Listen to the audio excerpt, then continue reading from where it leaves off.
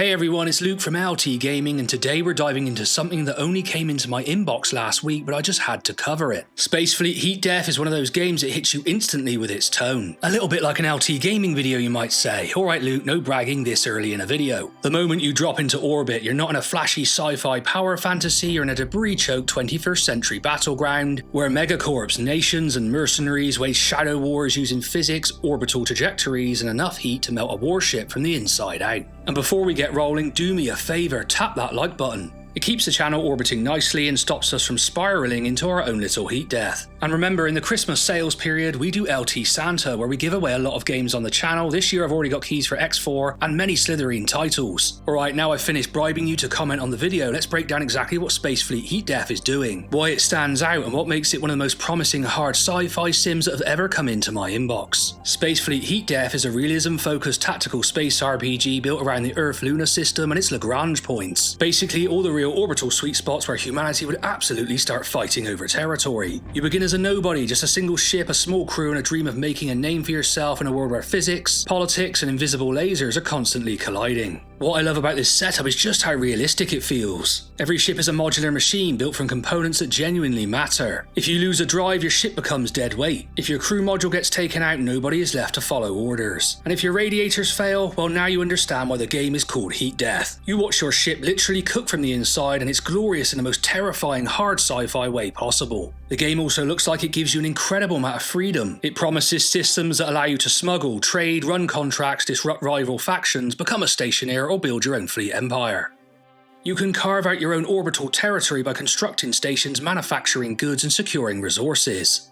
And because the economy promises to be fully dynamic, every action you take, whether it's destroying an orbital farm or cutting off a trade route, ripples throughout the system. It's tactical, it's gritty, and it's ambitious, and most importantly, it's built on physics that actually obey the universe. Now, before we get any space deniers on our video, I've never understood why a space denier would come on an LT Gaming space video and start quoting flat Earth stuff. It's absolutely wild to me. Look, even if the Earth is flat, I'm going to still believe in space because I just like playing all the games in it. Just in case nobody got that was a joke, I do think space is real. The biggest hook here is how the game will attempt to balance realism and accessibility. Orbital combat is definitely a niche thing. Games either simplify it into dogfighting, or they lean so heavily into math that you start to feel like you need a degree in astrophysics just to turn your ship around. Heat Death will attempt to avoid both traps. You're flying realistic craft, doing flip and burn maneuvers, managing heat sinks, calculating intercepts, but the game teaches you the basics in minutes. Once you're in, you start to feel that thrill of watching battles unfold because of decisions you made 2 minutes earlier rather than Twitch reactions. And look, at the moment all we have to go on is what the dev has sent me and his YouTube channel, but it does look very promising. He said there will be something playable maybe early January, so I will follow up on the game then. And look, at LT Gaming, we're about filling out your wish list. We're so far ahead of the other space channels, they're like literally 10 yards behind us on every project, so you're going to find the best games here. Even if they are a tad speculative, we always advise caution with every project. Do your due diligence first. And here's the magic with this game. The game gives you that Children of a Dead Earth level of respect for physics, but then wraps it in a living world with factions, contracts, diplomacy, and a sense of progression that feels genuinely rewarding. If you've been waiting for a tactical space sim that treats space like the lethal vacuum it is, not like an airfield, this absolutely scratches that itch. Just a quick interlude to say most of you who watch the channel are not subscribed.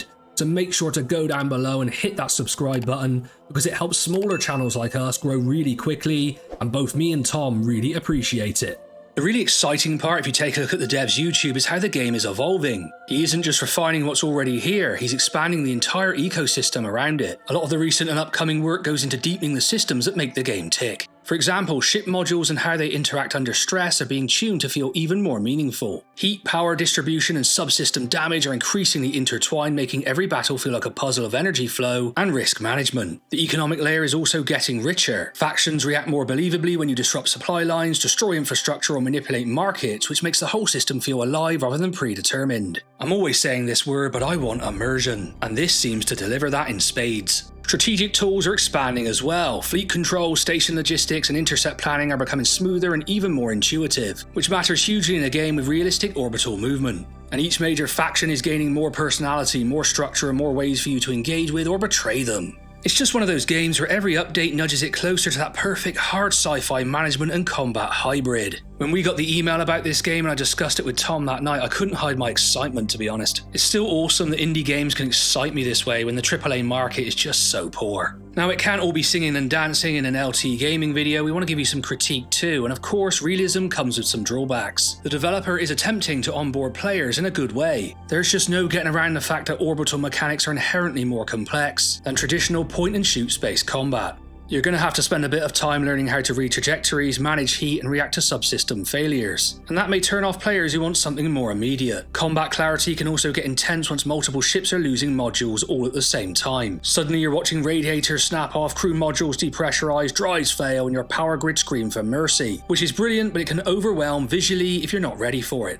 The UI also looks like it could do with some work here, especially as the game is systems heavy. And while the world looks rich, it's not trying to tell a cinematic voice-acted epic, it's more about emergent storytelling than scripted narrative. This is a game where you're going to have a little bit of imagination and create your own stories. And visually, it might be a challenge to some players, though I actually really like it. There's no deal breakers here, just natural areas where the game is still maturing. And I do want to reinforce the point that the game is still early in its development. But honestly, I really think it's worth a wishlist. If you're one of those speculative people like me who just has a huge wishlist that never ends, I mean, this is a simple ad. I think if we had like one tagline at LT Gaming, it would be something like, "We destroy your wishlist," you know, something pretty bad like that. Let me know in the comments how out of control your wishlist actually is right now.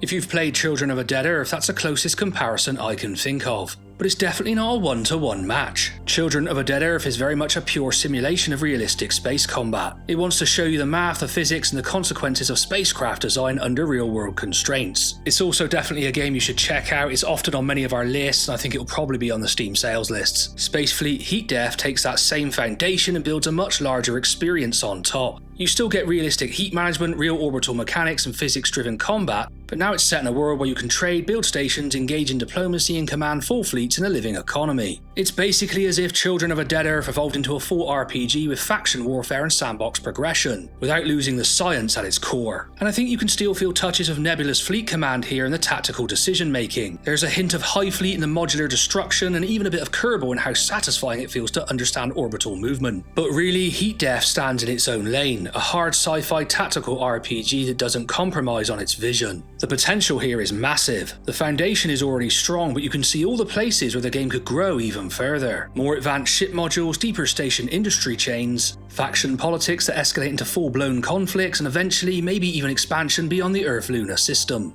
A lot of the game's systems invite natural expansion, piracy loops, more complex logistics networks, new ships and tech progression that pushes into late-game sci-fi while still keeping things grounded. This could easily become the hard sci-fi space sim you've been waiting for. So that's Spacefleet Heat Death, a gritty physics-driven space RPG where heat power and orbital mechanics matter as much as your tactical decisions. It's super refreshing, it's ambitious, and it's bringing something genuinely different to the space sim scene. Let me know what you think. Does this one scratch that realism itch? Or are you more into the cinematic side of sci-fi? Get the discussion going in the comments below and join me for more deep dives into strategy, sims, and everything in between. I've been Luke from LT Gaming, and I'll catch you on the next one.